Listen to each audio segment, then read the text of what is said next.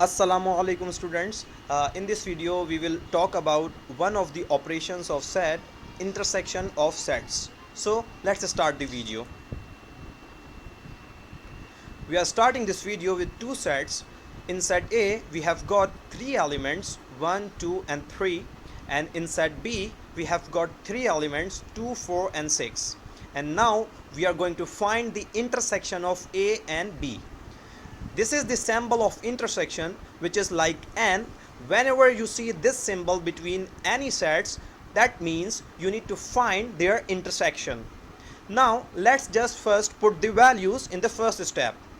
This is set A, so we are putting this set in place of A. And this is set B, so we are putting this set in place of B. We have the symbol of intersection in between these two sets. Now we are going to find the intersection. If you focus on the word intersection, you must have heard about the intersecting lines, the lines that overlaps. Similar concept goes for sets. When we talk about the intersection of set, we look for the common elements of both the sets. For example, if you see in these two sets, which is the common element, the element that is available in both the sets. So you can easily identify that element is 2. 2 is the element which is available in both these sets. So this is the common element, so we will write it in a set. So this is, we have found the A intersection B.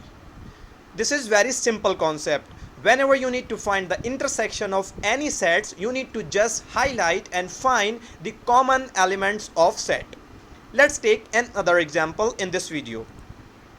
इस video में भी हमने दो sets लिए हैं. एक set आपके पास है 2, 3, 5 और 7 which are first 4 prime numbers, और ये हमारे पास सेट बी है जिसके अंदर हमने स्टार्टिंग 5 ऑड नंबर्स लिए हैं 1, 3, 5, 7 एंड 9.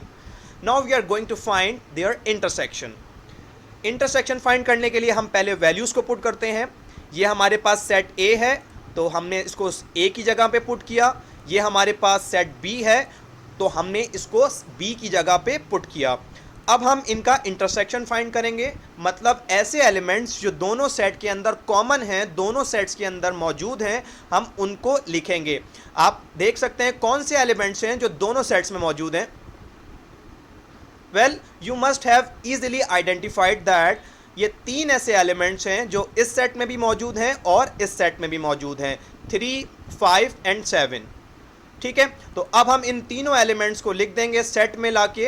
अब ये जो हमने फाइंड किया है ये कहलाएगा ए इंटरसेक्शन बी.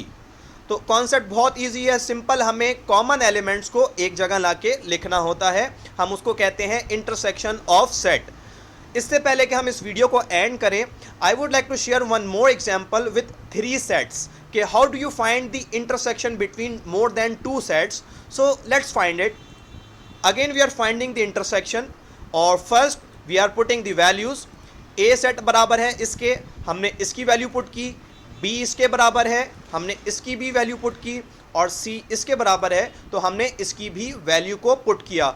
हमने, आप देख सकते हैं कि ए बी सी की जगह हमने उनके सेट्स को पुट कर दिया और इंटरसेक्शन बीच में वैसे ही मौजूद है.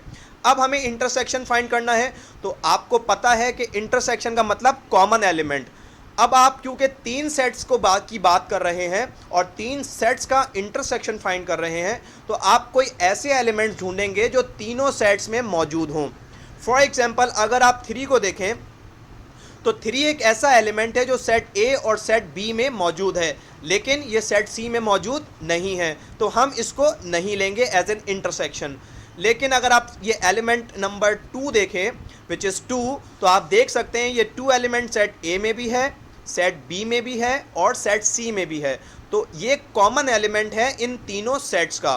तो हम इस 2 को लाके लिखेंगे और ये हमारे पास कहलाएगा intersection of A, B and C. I hope you have understood this easy concept of intersection of sets. So please don't forget to practice this skill so that you do not forget. Thank you so much.